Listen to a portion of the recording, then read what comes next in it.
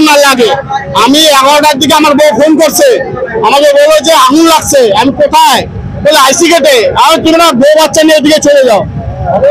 আর কি বলবো দাদা, এই আগুনটা পুরো ডেঞ্জার দাদা। এই আগুনটা প্রায় লাগে, আইসিতে লাগতে পারে, আইসিতে কেন লাগে না? আমাদের এই জায়গাটা গলিতে লাগে কেন? এই মাথা থেকে ওই মাথা, এই রোডটা শেষ। মনে হচ্ছে আমি কিছু বলতে পারলাম না দাদা, কিন্তু আগুন প্রায় লাগে। এই নিয়ে না 10 বার পার হয়ে গেছে, তেলে ফেলে আগুন লেগেছে।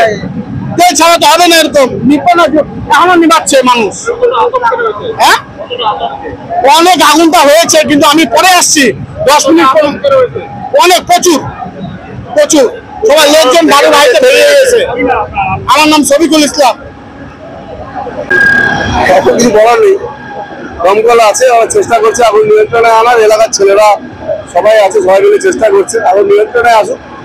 বারবার কেমন লাগে সেটা পুলিশ বলতে পারবে, সিস্টেমের যারা অংশ তারাই বলতে পারবে বারবার কেমন লাগে।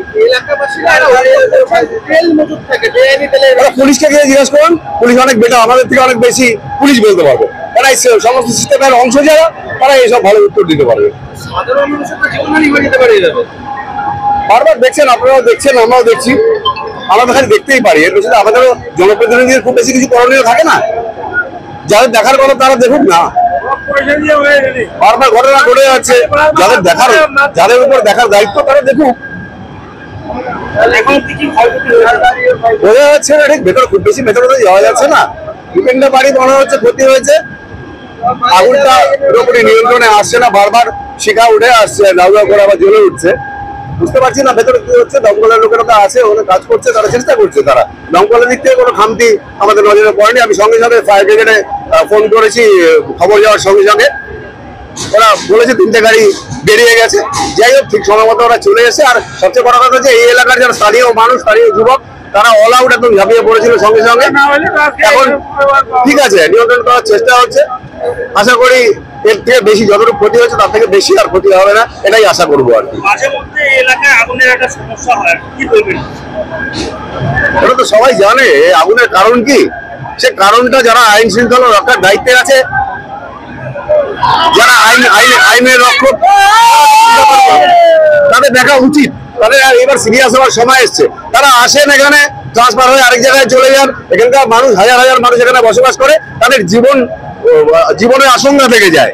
আর যারা মনে করেন আমাদের ট্রান্সফারের চাকরি আসবো, কিছুদিন থাকবো, 1 বছর 2 বছর থাকবো, আবার তো চলে যাবো, আমাদের ওইসব নিয়ে ভাবার কি? এই যদি গয়ঙ্গচ্ছ মনোভাব হয়, তবে এটা চলতেই থাকবে। তাহলে কি বলছেন যে পুলিশি নজরদারি অভাব? আমি কিছু বলছি না, আমি যা বলার বলে দিয়েছি, এর বেশি আর বিশেষ কিছু বলার নেই। আর সবাই এটা আমরা তো এখন বলতে পারছি না, এটা কারণটা চড়াইতে সে বলতে পারছি না। কি দেখলেন? এটা ইনভেস্টিগেশন করে বোঝা যাবে। আমরা এসে দেখছি ওই তেলের ড্রামগুলো তেল রাখা ছিল, হয়তো সে জ্বলছে। তেলের ফায়ার ছিল, অয়েল ফায়ার ছিল, প্রচুর তেলের ড্রাম আছে। হ্যাঁ, আমরা ফোম চার্জ করি। তো আমাদের fire brigade, Siliguri fire station 2টো আর ফুলবাড়ি ফায়ার স্টেশন 1টো। একদম জল দিয়েও নিচ্ছিল না, বারবার আগুন জল দিয়ে, হ্যাঁ, তেলের ফায়ার জল দিয়ে নিয়ে ফোম চার্জ করতে হবে। ফোম চার্জ করা হয়েছে, হ্যাঁ, তেল মজুদ ছিল।